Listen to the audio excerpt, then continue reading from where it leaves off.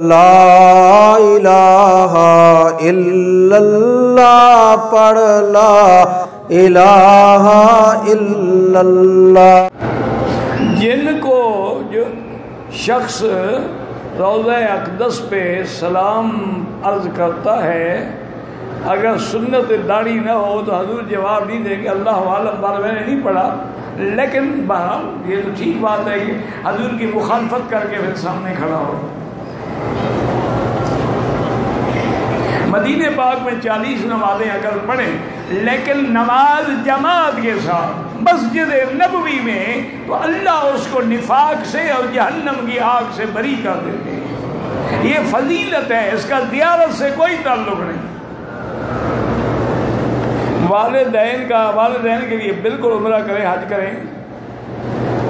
حضور پاک کی زیارت کے لیے جو درود نماز میں پڑھتے ہو نا، یہ درود کثرت سے پڑھو۔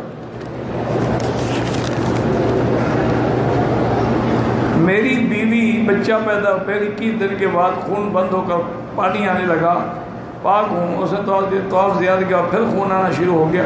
بہرحال گزارش یہ ہے کہ سب سے بہتر طریقہ یہ ہے کہ وہ ایک بکری دم دے دو، اور اب اگر بالکل تسلی ہو گئی ہو کہ بلیڈنگ بند ہو گئی ہے تو ابھی طواف کر سکتے ہیں، پھر بکری نہیں دینی پڑے گی۔ یہ استحاضہ ہوتا ہے کیونکہ حیض 10 دن سے زیادہ نہیں ہوتا، جیسے نفاس 40 دن سے زیادہ نہیں ہوتا۔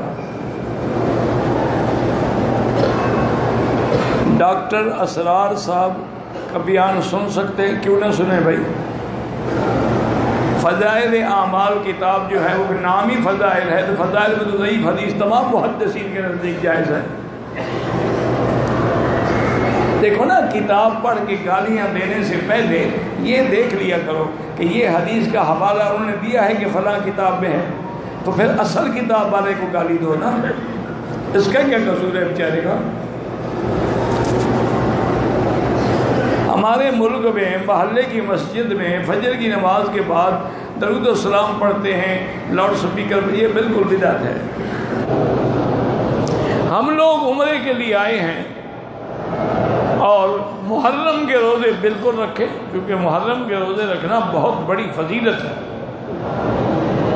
محرم جو ہے اس کو اللہ کا مہینہ کہا جاتا ہے، شہر اللہ المحرم، اور اس کے ایک روزے کی فضیلت اتنا ہے کہ 10ویں کا روزہ رکھو تو 1 سال کے گناہ معاف ہو جاتے ہیں۔ لیکن افضل یہی ہے کہ 9 اور 10 رکھو، یا کوئی 9 نہیں رکھ سکا تو پھر 10 اور 11 رکھیں۔